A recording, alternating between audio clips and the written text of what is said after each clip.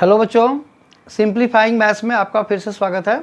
आज हम 12th class के मैथ्स में डिटर्मिनेंट चैप्टर का जो 1 मार्कर ट्रिकी क्वेश्चंस होते हैं उनके ऊपर बेस्ड जो फॉर्मूलेज होते हैं, जो रूल्स होते हैं, वो हम अभी करेंगे। ओके, चलो let's start.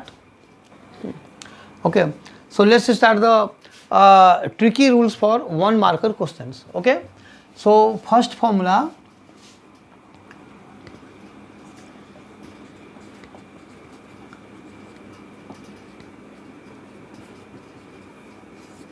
okay, first formula is determinant of A into B is equal to determinant A into determinant of B.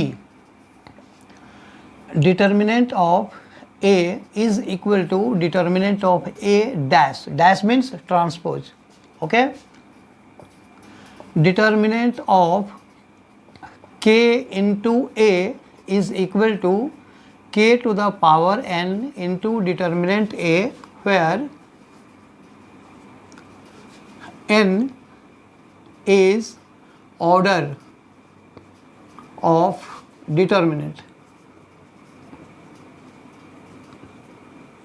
Order of determinant. Okay, जैसे देखो क्या होता है कि जब कोई मैट्रिक्स है, अगर हम किसी नंबर से जब मल्टीप्लाई करते हैं ना, तो वो उस मैट्रिक्स के सभी एलिमेंट से मल्टीप्लाई होता है। लेकिन अगर उसी मैट्रिक्स का जब हम डिटर्मिनेंट निकालते हैं तो डिटर्मिनेंट के टाइम में किसी एक रो या किसी एक कॉलम से ही वो नंबर कॉमन बाहर निकलता है।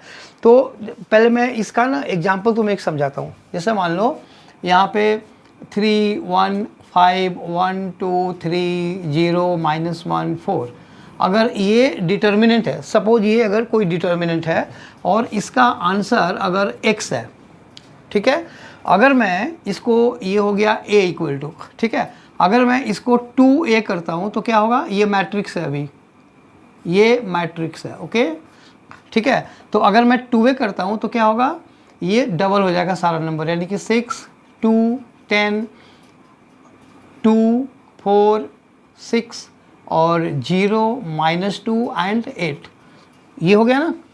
2 से सारे नंबर्स मल्टीप्लाई हो गए।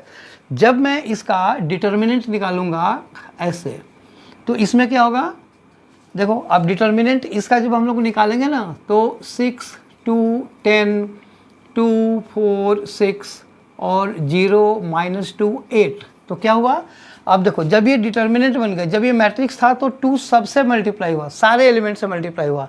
लेकिन जब हम उसी का डिटर्मिनेंट निकालते हैं ना, तो अब जो 2 है वो देखो फर्स्ट रो से आ जाएगा, फिर से एक 2 तुम्हारा सेकेंड रो से आ जाएगा और फिर एक उससे आ जाएगा। तो बचेगा क्या, अब जब 2 2 2 निकाल दिया तो ओरिजिनली जो था वही बचेगा ना, 3 1 5 1 2 3 0 -1 एंड 4। तो देखो इसका आंसर क्या आ गया, 8 इंटू दिस, यानी कि 8 इंटू एक्स, 8x। देखो तो 8x आ गया इसका आंसर। तो 8x का मतलब क्या हुआ कि जितने भी ऑर्डर का डिटर्मिनेंट है, जिस नंबर से हमने मल्टीप्लाई किया हुआ है, यानी कि इस 2 से मल्टीप्लाई किया हुआ है, तो 2 का पावर ऑर्डर, जो भी ऑर्डर है, ऑर्डर क्या है इसका 3 इंटू 3 का मतलब 3 ऑर्डर हुआ वो। ओके, तो ये देखो 2 का पावर 3 यानी कि 8 टाइम्स ये बढ़ गया। तो इसीलिए ये वाला रूल लिखा हुआ है कि जिस भी नंबर से हम मल्टीप्लाई करते हैं और जितने ऑर्डर का वो मैट्रिक्स है, ठीक है, तो जब हम उसको डिटर्मिनेंट बनाते हैं तो k का पावर जितना भी ऑर्डर है उतना से वो मल्टीप्लाई हो जाएगा। आई होप ये तुम्हें समझ में आएगा। ये मैं मिटा देता हूँ, इसको कॉपी कर लेना है फॉर एग्जाम्पल, ठीक है। ओके, तो अब इस रूल के बाद अब दूसरा रूल है कि determinant of adjoint of A is equal to determinant A to the power n minus 1, where n is order of matrix. Okay, अच्छा यहाँ भी डिटर्मिनेंट को हटा के तुम मैट्रिक्स ही लिख सकते हो, क्योंकि मैट्रिक्स पहले यूज होता है, फिर बाद में हम उसको डिटर्मिनेंट बनाते हैं। सो एडजॉइंट ए का जो डिटर्मिनेंट होगा वो determinant of A to the power n -1 where n is the order of matrix. तुम इसे एक चीज़ डिटर्मिनेंट ऑफ ए डैश भी लिख सकते हो। देखो स्टार्टिंग में मैंने लिखा हुआ है determinant of A equal to determinant of A dash, ठीक है। ओके, अब मुझे बताओ कि determinant of A into adjoint of A, ये कितना होगा?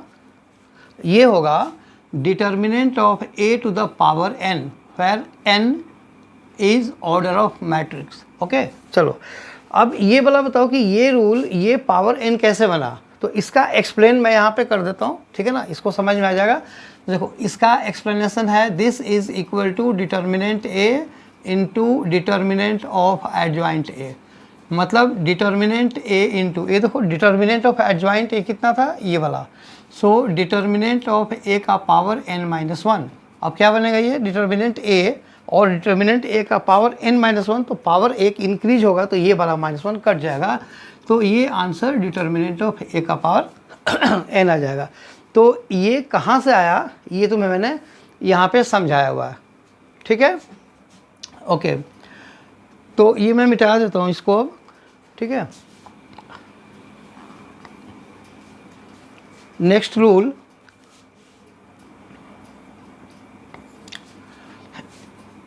ए into adjoint of A, okay, या फिर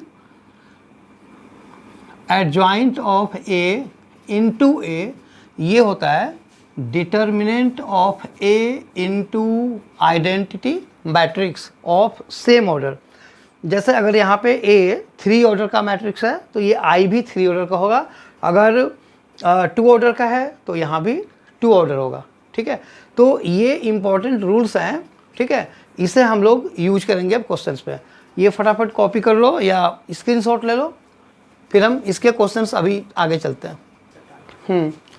देखो ये क्वेश्चन है, if A is A square matrix of order 3 and determinant A equal to -2, then find -5a determinant. Okay, तो अभी जो मैंने रूल बताया था वो क्या बताया था? रूल बताया था कि ये देखो, सिंस k इंटू ए का जो डिटर्मिनेंट होता है वो k to the power n into determinant A होता है।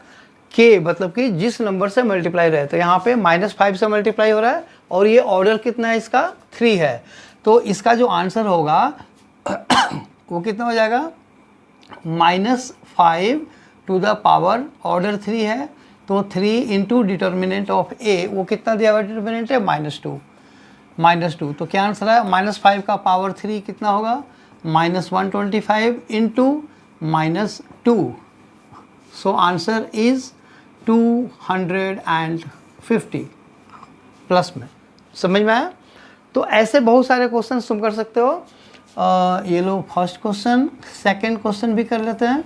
सेकंड क्वेश्चन एक जैसे क्वेश्चन है, if A is A square matrix of order 3 and determinant of 3a equal to k into determinant है। ओके, तो find the value of k। So order कितना है? Order equal to 3 है and दिया क्या है?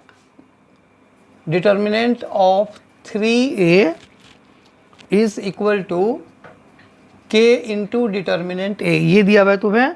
तो हमें k की वैल्यू फाइंड आउट करनी है। अब चलो कैसे करेंगे? देखो डिटर्मिनेंट ऑफ 3, ऑर्डर कितना है? 3 है, तो इम्प्लाइज ये देखो 3 का पावर ऑर्डर 3, तो 3 into determinant a is equal to k into determinant a। Determinant a cancel हो गया, तो हमारे पास आंसर क्या आया? k इक्वल टू 3 का power 3 implies k equal to 27। तो k इक्वल टू 27 आंसर आ गया। इस टाइप का चीज़ समझ में आया? तो एक और ट्रिकी क्वेश्चन करते हैं। If a into adjoint of a is equal to, suppose अगर ऐसे दिया हुआ है 10 0 0 10, then find determinant of a और determinant of a dash equal होता है। चलो अब बताओ इसको देखो कैसे करेंगे। ये a इंटू एडजॉइंट a है, तो ये क्या है? ये मैट्रिक्स के फॉर्म में दिया हुआ है, तो ये a और एडजॉइंट a का जो मल्टीप्लिकेशन होता है वो एक मैट्रिक्स होता है। मैंने अभी भी फॉर्मूला एक बताया था। क्या बताया था? ये देखो, since a into adjoint of A is equal to determinant of A into I, ये बताया था ना। तो A इंटू एडजॉइंट A तो ये दिया हुआ है, दैट मीन्स कि this is equal to, so 10 0 0 10, this is equal to determinant of A into I. यहाँ से 10 को बाहर ले लेते हैं हम। तो मैट्रिक्स में जब हम कुछ मल्टीप्लाई करते हैं या कुछ कॉमन निकालते हैं तो सभी एलिमेंट से निकलता है। ओके, तो यहाँ से 10 को जब तुम लोग बाहर लोगे तो 10 के बाद क्या बचेगा, 1 0 0 1। This implies 10i is equal to determinant A into I और आई कैंसिल हो गया, तो हमारे पास डिटर्मिनेंट A इक्वल टू 10 आ गया। ये आया समझ में? ठीक है, तो ये एक बहुत अच्छा क्वेश्चन है। थोड़ा कंफ्यूजिंग होता है स्टार्टिंग में, क्योंकि देखो इसको एक और तरीके से कर सकता है, वो भी मैं तुम्हें समझा देता हूँ। दूसरा तरीका इसका ये है, दिस इज मेथड 1, मैं यहाँ पे लिख देता हूँ मेथड 1। अब देखो मेथड 2 क्या है इसका, मेथड 2 भी समझा देता हूँ। Method 2, since A into adjoint of A equal to 10 0 0 10, okay, taking determinant both the sides, क्योंकि हम जो भी अगर दोनों साइड करते हैं, स्क्वायर करते हैं, स्क्वायर रूट करते हैं, कुछ भी करते हैं, तो वो मैथमेटिकली करेक्ट होता है।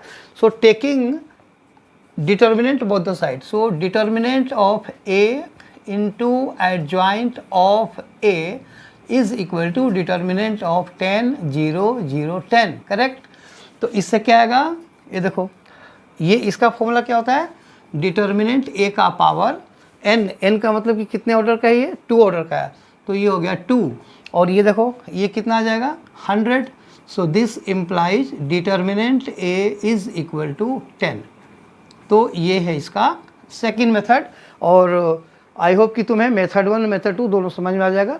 दोनों इजी हैं, ये थोड़ा जल्दी हो जाता है क्योंकि लिखने में भले तुम्हें 3-4 लाइनें दिखे, लेकिन ये चाहो तो तुम अपना मेंटली कैलकुलेट करके भी फटाफट डिटर्मिनेंट A इक्वल टू 10 लिख सकते हो। ठीक है, इसका स्क्रीनशॉट लो, दूसरा क्वेश्चन करते हम। So next question is, if A square equal to 2A और ऑर्डर इसका 3 है, then find determinant of A। Okay okay, तो अब देखो इस क्वेश्चन को कैसे निकालोगे, ये क्वेश्चन थोड़ा सा और ट्रिक है। इसमें भी हमें क्या करना है कि दोनों साइड खुद से ही हमें डिटर्मिनेंट लेना है। तो since A square equal to 2A implies determinant of A square is equal to determinant of 2A, correct. Okay, अब इधर लेफ्ट साइड में क्या होगा, देखो डिटर्मिनेंट ऑफ A स्क्वायर का मतलब हो गया डिटर्मिनेंट ऑफ A का स्क्वायर। जैसे A to the power m का पावर n क्या होता है, A to the power m into n होता है, and A to the power n का पावर m भी A to the power m into n होता है। मतलब कि therefore A to the power m का power n equal to A to the power n का पावर m, यानी कि हम इसे स्विच कर सकते हैं। ठीक है ना, आंसर में तो कोई फ़र्क पड़ता नहीं है। तो इसी तरह से ये स्क्वायर अंदर हो या ऊपर हो, इससे कोई फ़र्क नहीं पड़ता है। ठीक है, तो अब इसको देखो, सो डिटर्मिनेंट ऑफ A का होल स्क्वायर, पहले क्या आएगा डिटर्मिनेंट, पहले मैं ये वाला लाइन ध्यान से देख लो, determinant of A square equal to 2 into determinant A। इसके आगे वाला स्टेप है डिटर्मिनेंट A का whole square is equal to, देखो ऑर्डर कितना है 3 है, तो ये जो 2 है वो 2 का पावर 3 और इनटू डिटर्मिनेंट ऑफ A।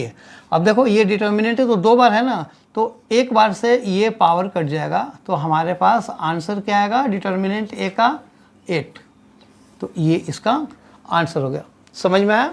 चलो नेक्स्ट क्वेश्चन करते हैं। चलो अब देखो ये क्वेश्चन पढ़ो, ये थोड़ा ट्रिकी क्वेश्चन है क्योंकि बोर्ड में बिल्कुल सीधा क्वेश्चन आने के कम चांसेस होते हैं। थोड़ा सा ये घुमा दिया, ये इस टाइप का क्वेश्चन ज़्यादा आता है। एक तो ये क्वेश्चन है इंपॉर्टेंट, और एक वो क्वेश्चन है जिसमें मैट्रिक्स A और मैट्रिक्स B दिया होता है, उनका हमें प्रोडक्ट निकालना होता है, और फिर प्रोडक्ट निकाल करके लिखा होता है कि hence using this product solve the given equations. 3 linear equations दिए होते हैं। ठीक है, तो उसका ये देखो, ये पहला इंपॉर्टेंट टाइप है, मैं यहाँ पे स्टार लगा देता हूँ, ध्यान रखना इस क्वेश्चन को। ओके देखो क्वेश्चन में बोला हुआ है कि if A equal to this find A inverse and hence, जहाँ भी हेंस वर्ड लिखा हो हेंस लिखा हो या यूजिंग दिस लिखा हो या यूज दिस लिखा हो, इसका मतलब कि जो तुम इसका आंसर निकाल रहे हो ना, ये ए इनवर्स निकाल रहे हो, हमें उसी को यूज करके इसको सॉल्व करना है। दैट मीन्स कि को फैक्टर हमें निकाल के सॉल्व नहीं करना है। अगर ये नहीं लिखा होता, ठीक है, अगर ये नहीं लिखा होता तो फिर देखो हम को फैक्टर इसका निकालेंगे, इस इक्वेशन का वापस बाद में नहीं निकालेंगे। अगर ये सब कुछ भी नहीं दिया हो, सीधा सीधा लिखा हो कि सॉल्व द लीनियर इक्वेशन, तो इसमें पहले हम a इक्वल टू लिखेंगे, तो देखो 1 2 1 आएगा, -1 1 और 1 आएगा, और फिर 1 -3 एंड 1 आएगा। ये पहले मैं पढ़ा चुका हूँ तुम लोगों को, तो ये ध्यान रखना। लेकिन यहाँ पे देखो इसी चीज़ का, क्योंकि जब हम इक्वेशन हमें दिए होते हैं और जब हम सीधा a लिखते हैं ना, तो देखो क्या लिखते हैं, हम लिखते हैं a इक्वल टू इनका जो कोफिशिएंट है विच इज 1 2 1, ये देखो -1 1 और यहाँ पे 1, और फिर उधर देखो 1 -3 और 1। अब ध्यान से सुनो, यहीं पे सारा ट्रिक है। इसमें और इसमें क्या फ़र्क है? अगर ये नहीं लिखा होता तो हम तो सीधा ये लिखते और फिर हम इसका को फैक्टर निकालते A11 A12 A13 ट्रांसपोज करके, और x equal to A inverse into B लिख करके उसको मल्टीप्लाई करके हमारा आंसर आ जाता। लेकिन अभी क्वेश्चन में देखो क्या ट्विस्ट है। क्वेश्चन में ट्विस्ट ये है कि हमें यूज तो इसका इन्वर्स करना है, लेकिन ए इन्होंने इसका ट्रांसपोज दिया हुआ। देखो ये जो चीज़ है ना, ये इसका ट्रांसपोज है। ट्रांसपोज कैसे है?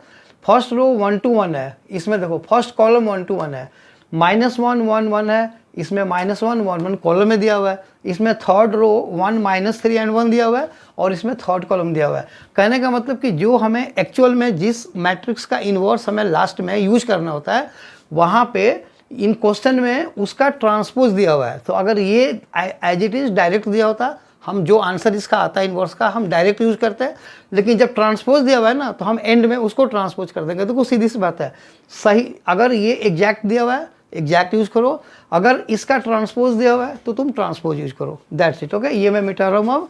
अब हम उसको आगे वाला करते हैं।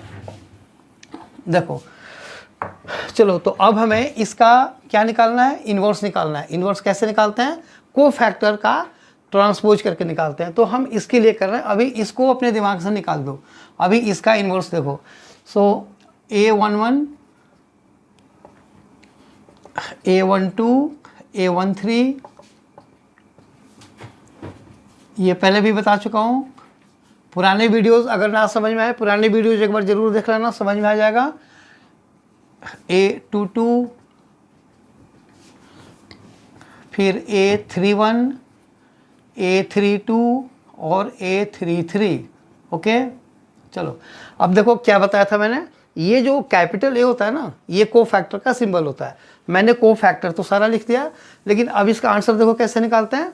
A11 यानी कि यहाँ से फर्स्ट रो और फर्स्ट कॉलम को कवर कर दो, और जो 2 into 2 ऑर्डर का जो तुम्हें दिख रहा है उसका आंसर निकालो। कैसे निकालते हैं? ऐसे 1 into 1, फिर माइनस ऑफ -3, तो 1 + 3 कितना हो जाएगा?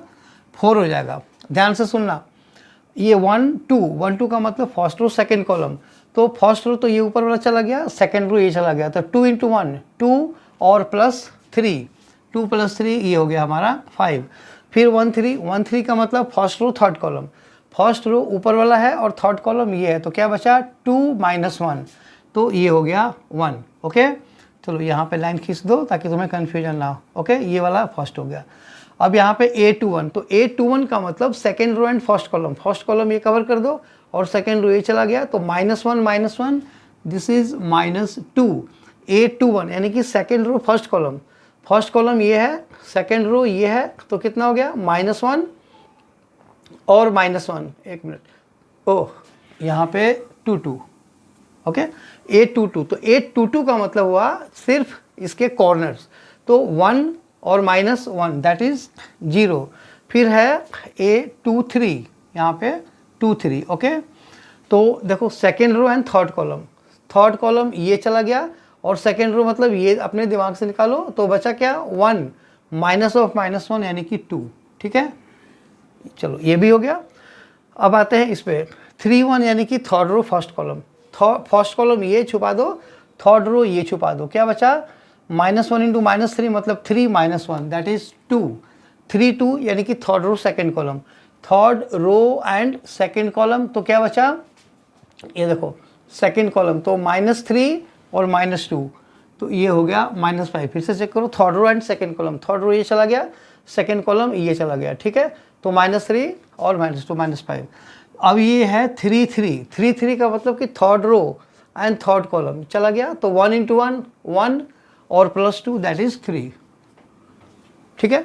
ये जो आंसर मैंने लिखा है ना, ये आंसर सारे माइनर्स के हैं, को फैक्टर का नहीं है। को फैक्टर कब बनता है, हम सीधा पहले माइनर निकालते हैं और फिर को फैक्टर कैसे निकलता है, क्या बताया था।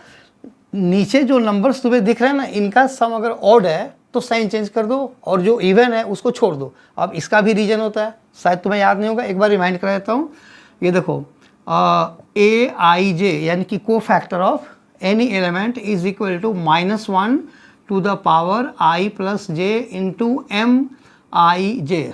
इसका क्या मतलब हुआ, इसका मतलब हुआ कि -1 का पावर इन दोनों का एडिशन, तो -1 का पावर अगर इन दोनों का एडिशन ऑड है तो जो आंसर माइनर का है वही आंसर, वो आंसर क्या हो जाएगा, नेगेटिव हो जाएगा। और अगर इन दोनों का सम इवन है तो -1 का पावर इवन क्या होता है, पॉजिटिव होता है, यानी कि 1 हो जाएगा। तो 1 × mij = mij, यानी कि अगर इसका सम इवन है i और j का, तो जो आंसर माइनर का है वही आंसर को फैक्टर का भी होगा।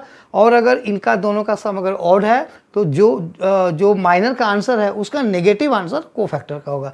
तो अब हमें क्या करना है, ये मैं मिटा देता हूँ अब, ठीक है। अब देखो, तो ये जो आंसर्स लिखे मैंने वो किसके आंसर हैं, वो आंसर्स हैं माइनर्स के। अब को फैक्टर कैसे होगा, देखो ये 1 2 इसका ऑड है सम, तो यहाँ पे माइनस लग गया। 1 1 इवन है, छोड़ दो, 1 3 इवन है, सेम रहेगा। 8 2 1 देखो यहाँ पे फिर से ऑड है तो साइन चेंज हो जाएगा, तो चेंज होकर क्या बनेगा, इस माइनस को प्लस कर दो। ऐसे कट मार दिया, मतलब कि हमें पता लग जाएगा कि हाँ हमने इसका को फैक्टर निकाल लिया, मतलब साइन चेंज कर दिया। ये इवन है, 0 है, वैसे भी 0 है तो कोई फर्क नहीं पड़ेगा। ये देखो ये 2 3 है, ऑड है तो एक माइनस यहाँ पर लगा दो।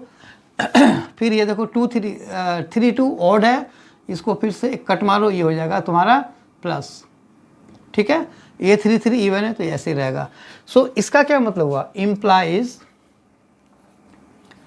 ये आंसर है एडजॉइंट ए का। तो एडजॉइंट ए इक्वल टू, अब इसको हमें थोड़ा ढंग से लिख देना है, ऐसे लिख दो 4 -5 और 1, इधर हो गया हमारा 2 0 -2 और ये हो गया 2 5 और 3, ये हो गया हमारा एडजॉइंट ऑफ ए, मतलब ये जो ए इन्होंने दिया हुआ, तो ये हो गया हमारा एडजॉइंट ए। अब हमें डिटर्मिनेंट निकाल लेना चाहिए, क्योंकि डिटर्मिनेंट, वैसे तो डिटर्मिनेंट पहले ही निकालना चाहिए क्योंकि इसके ऊपर यूनिक सोल्यूशन है या इनफाइनाइट सोल्यूशन है, यानी कि कंसिस्टेंट और इनकंसिस्टेंट, इसके बारे में भी मैं अभी लिख दूंगा, ठीक है। तो चलो पहले डिटर्मिनेंट ऑफ ए निकालते हैं। डिटर्मिनेंट ऑफ ए कैसे निकालते हैं, स्टार्टिंग से निकालो, एक्सपांडिंग अलोंग R1, तो 1 × ये और ये चला गया, फर्स्ट और फर्स्ट कॉलम चला गया, तो 1 + 3 ये 4 हो गया। फिर बीच में माइनस आता है, वही को फैक्टर का, ये जो रीजन है ना, ये वो जो बताया था तुम्हें ऑड, सम ऑड, तो ये जो प्लेस है ना, ये प्लेस कौन सा है, A1 2, तो 1 + 2 3, तो इसीलिए हमें ऑल्टरनेटली प्लस माइनस करके लिखना होता है। तो पहले ये माइनस, फिर ये खुद भी -1 है, तो -1 और *। अब देखो, अब ये -1 जिस रो में है यानी कि इसको छुपा दो, और जिस कॉलम है यानी कि इसको छुपा दो, तो क्या बचा 2 और +3 5, तो यहाँ पे 5 आ गया। फिर प्लस माइनस प्लस, तो यहाँ पे +1 × ये देखो 1, ये वाला 1 इस रो में है, ये ख़त्म, और ये कॉलम में ये ख़त्म, तो क्या बचा 2 - 1 = 1, ठीक है। कितना आंसर आ गया इसका, 4 और +5 + 1 यानी कि 10, which is not equal to 0। ये क्यों लिखा, नॉट इक्वल टू 0 का मतलब कि ए इनवर्स एग्जिस्ट करेगा। सो देयरफॉर ए इनवर्स एग्जिस्ट, ठीक है, यानी कि हम इन्वर्स निकाल सकते हैं। ओके, तो ये वाला हमने निकाल लिया। तो इसका अब जो इन्वर्स है, इसका फॉर्मूला क्या होता है, चलो ये बीच वाला पोर्शन मैं मिटा रहा हूँ, इसको अभी मैं रखूँगा क्योंकि हमें ए इन्वर्स निकालना है, ठीक है। तो ये मैं मिटा रहा हूँ अब।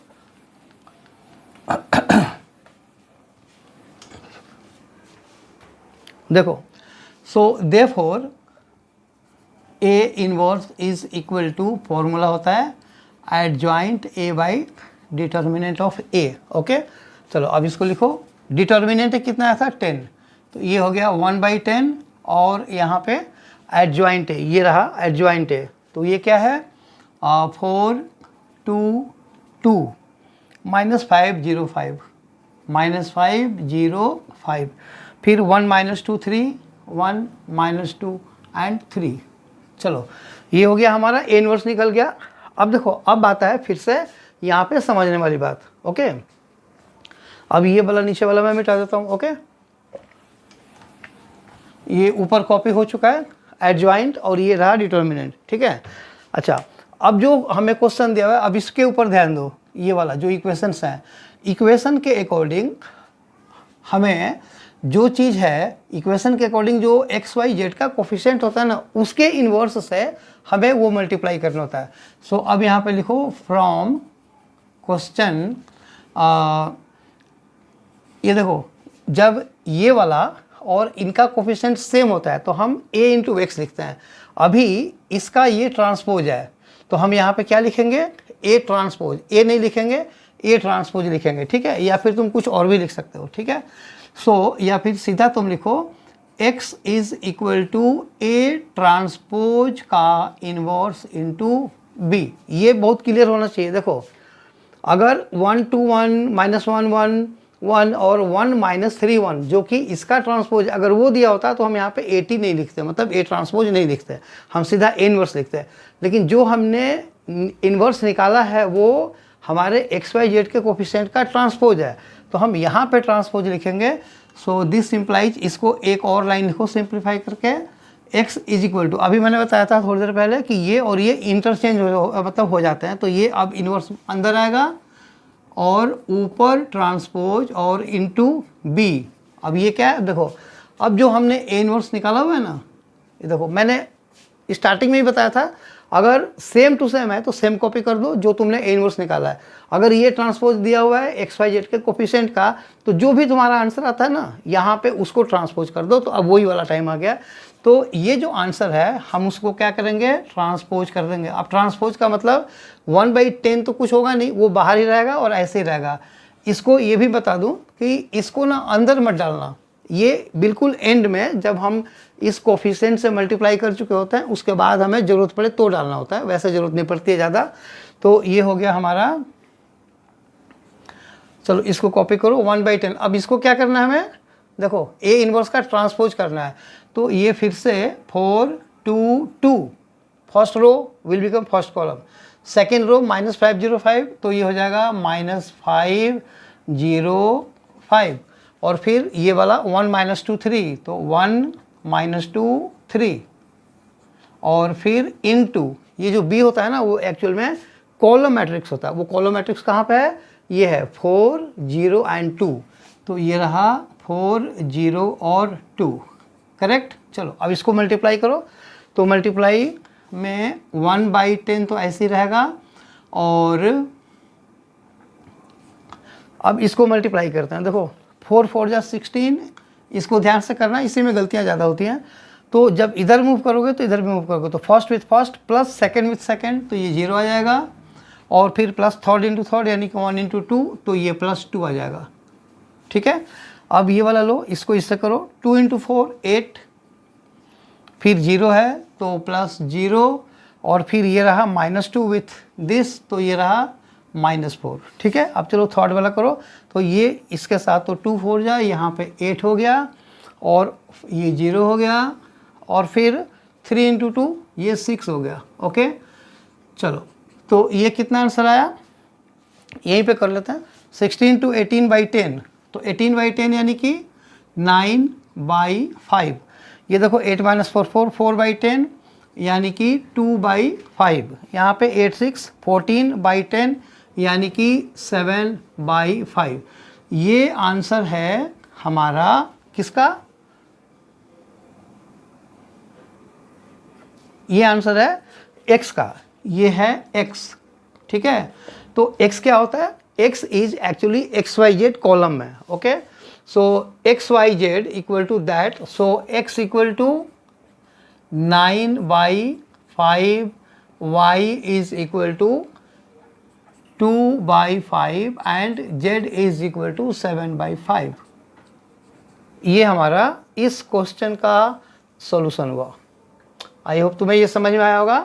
ठीक है, तो बीच में जो भी हमने मिटाया हुआ है उसको ठीक से एक जगह पे लिख करके फिर समझना ये पूरा क्वेश्चन। ये 5 मार्क और या जितने भी मैक्सिमम मार्क्स के क्वेश्चंस होते हैं, जैसे CBSE में ये 5 मार्क्स का होता है, जो ISC बोर्ड होता है उसमें ये क्वेश्चन 6 मार्क का होता है, या कभी 4 में भी दे देते हैं, तो ये मैक्सिमम मार्क्स का क्वेश्चन होता है। ठीक है, आई होप ये समझ में आ गया होगा।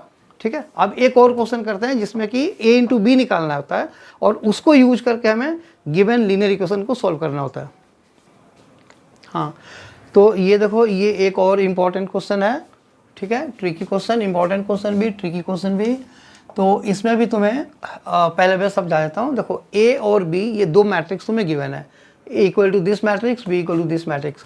क्वेश्चन ये होता है कि पहले इन दोनों मैट्रिक्स का प्रोडक्ट निकालो, यानी कि फाइंड AB एंड हेंस, या फिर लिखा होगा using the result. Okay, solve the linear equation. ये और ये 3 लीनियर इक्वेशन तुम्हें दिए हुए हैं, तो हमें इस प्रोडक्ट को यूज करके करना है। अभी जो क्वेश्चन किया था और इसमें क्या फ़र्क है, उसमें पहले ही हमें एक कोई मैट्रिक्स दिया था जो कि या तो एग्जैक्टली इनके कोफिशिएंट का मैट्रिक्स होगा या इसका ट्रांसपोज होगा।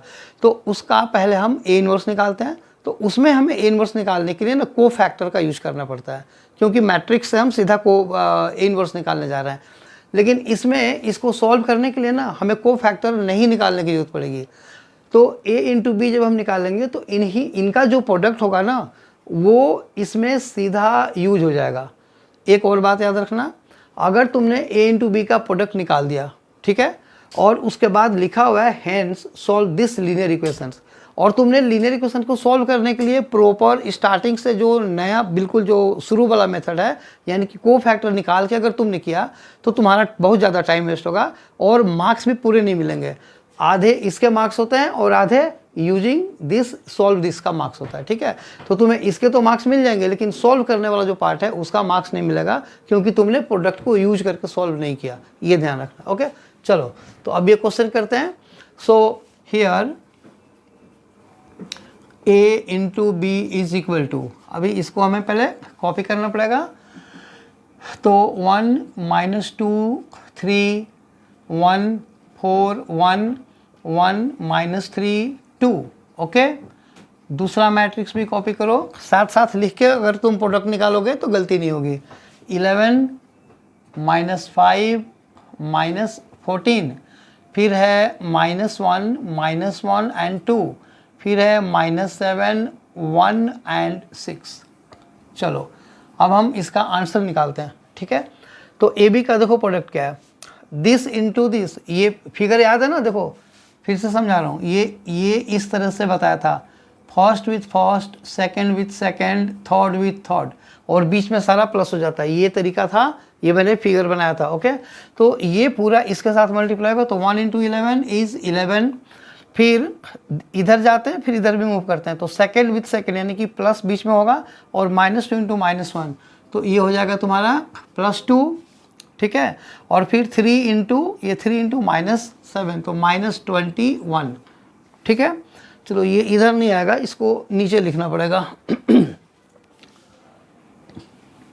नीचे लिखते हैं। ओके, ठीक है, तो इधर से हमारा ये हो गया, देखो 11, फिर -2 इंटू -1, सो +2, और 3 इंटू -7 इज -21। फिर ये वाला इसके साथ मल्टीप्लाई करो, तो 1 इंटू -5 इज -5। ओके, 1 इंटू -5, फिर -2 इंटू -1, तो +2 हो गया, और फिर 3 इंटू 1, तो ये +3 हो गया। फिर यही वाला रो इसके साथ करो, तो इसके साथ करोगे तो 1 इंटू -14, तो ये हो गया -14। फिर -2 इंटू 2 इज -4, फिर +3 इंटू 6 इज 18। तो जिस तरह से फर्स्ट रो तीनों से कर दिया, यहाँ पे आ गया। अब तुम सेकेंड रो करोगे तो सेकेंड पे आएगा, और इसका थर्ड रो जब करोगे तो थर्ड पे आएगा। ठीक है, चलो तो अब ये वाला सेकेंड रो, तो 1 इंटू 11 11, फिर 4 इंटू -1 -4, फिर 1 इंटू -7, तो -7। अब यही वाला इसके साथ, तो 1 इंटू -5 यानी कि -5, 4 इंटू -1, तो ये हो गया -4, और फिर +1। फिर यही वाला इसके साथ, तो -14, फिर 4 इंटू 2 इज +8, और फिर 1 इंटू 6 इज 6। अब ये थर्ड वाला करो तो 1 इंटू 11 इज 11, ओके। ये वाला इसके साथ फिर -3 इंटू -1 इज +3 और फिर 1 इंटू -7 इज -7।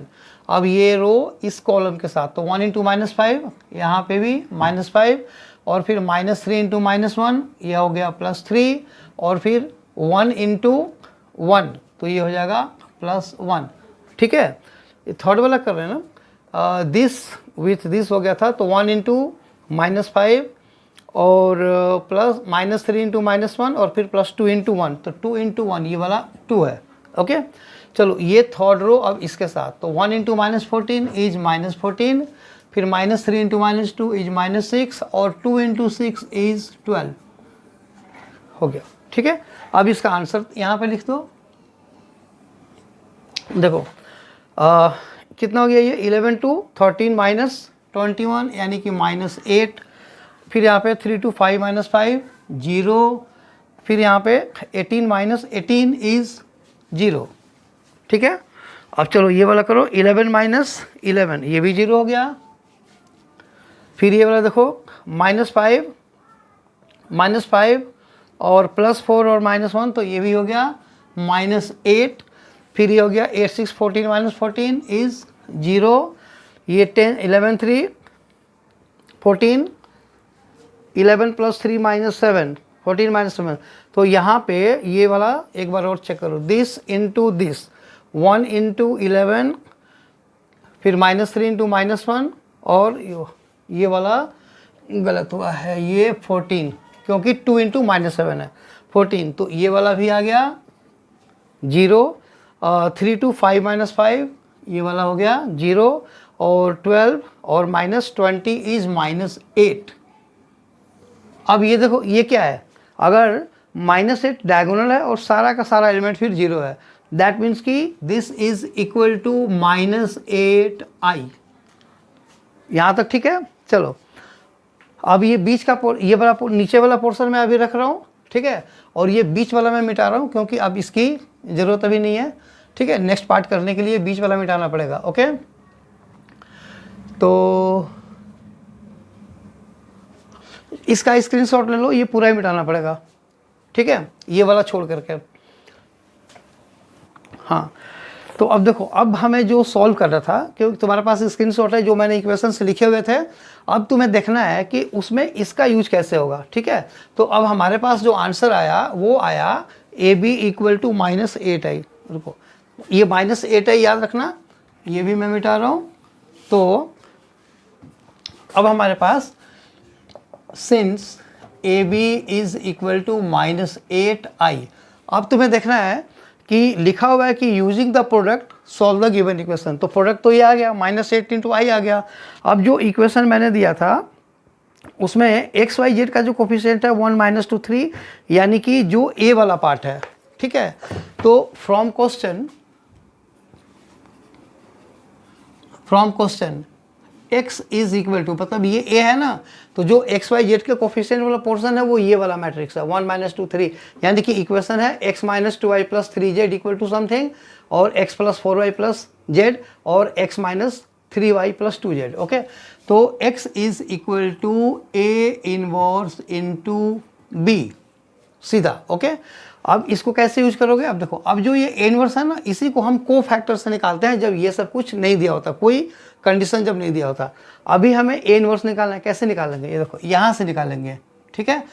तो जिस चीज़ का भी हमें इन्वर्स निकालना होता है, अगर मान लो ये B दिया हुआ है, अगर हमें B निकालना होता, ठीक है। अच्छा एक और चीज़, ये B ऑलरेडी इसमें यूज हो चुका है, तो तुम यहाँ पे कोई और सिंबल यूज करो, नहीं तो कन्फ्यूजन होगी।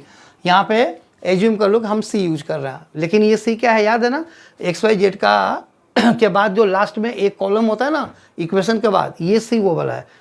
जनरली हम B लेते हैं, लेकिन यहाँ पे ऑलरेडी B यूज हो गया है, तो इसलिए मैं उसको C से ले रहा हूँ, ठीक है। तो AB equal to -8a, so this imply, जिसका भी इन्वर्स चाहिए होता है ना, उसी से दोनों साइड मल्टीप्लाई कर दो, तो A inverse into AB is equal to A inverse into -8i, okay. So this implies, अब देखो A इनवर्स हो रही है तो कट जाएगा, तो B इक्वल टू क्या आया -8 A inverse, so A inverse equal to -1/8 into B, ये रहा हमारा वो पोर्शन जिसको कि हम डायरेक्टली यूज करेंगे। तो ये हो गया, देखो -1/8 इंटू, ये देखो ए इनवर्स का आंसर क्या है बी, और बी क्या है ये वाला है, तो हम इसको कॉपी कर देंगे। तो 11 -5 -14 और -1 2 -7 1 और 6, ठीक है, इनटू सी। ये सी क्या है, ये है कॉलम मैट्रिक्स जो इक्वेशंस में, सी का मतलब यहाँ पे जो इक्वेशन के लास्ट में दिया होता है, और वो है हमारा 6 12 एंड 1। तो ये है 6 12 1। ओके, चलो अब इसको सॉल्व करो। तो -1/8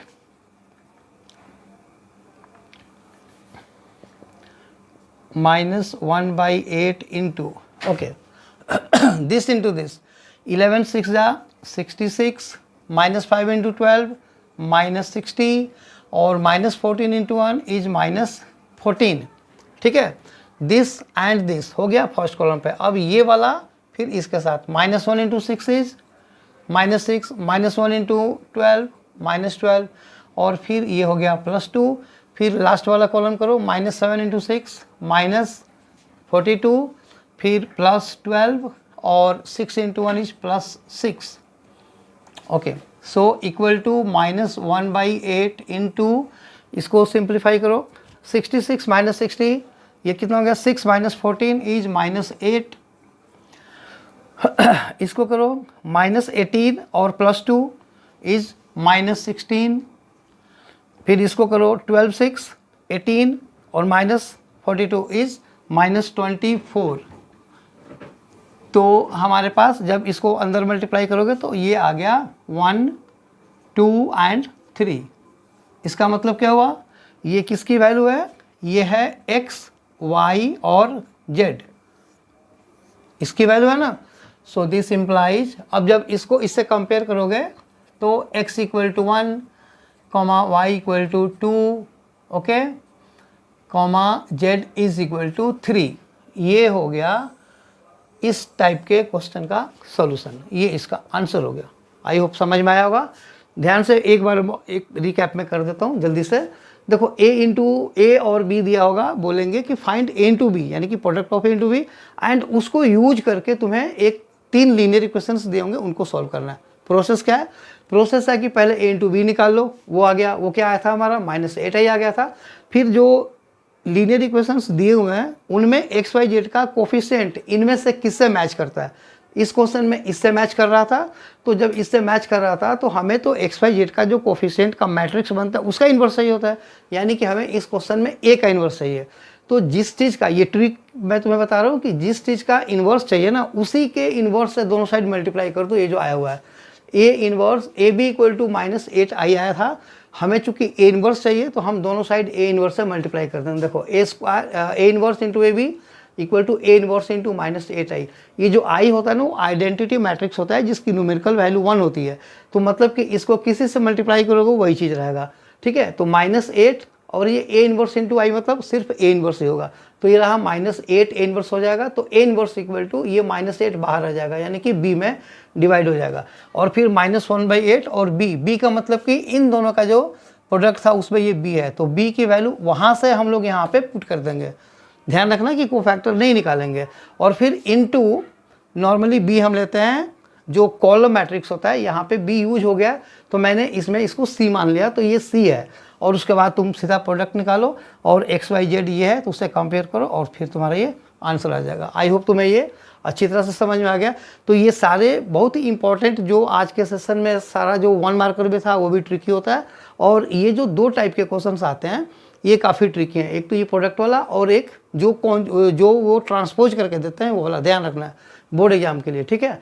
तो ये सारा वीडियो अगर तुम्हें आज का समझ में आया हो तो प्लीज़ इसे शेयर करना, ठीक है, लाइक करना और सब्सक्राइब जरूर करना, ताकि मेरा जो भी वीडियो हो वो तुम्हें बनते ही मिल जाए। Thank you.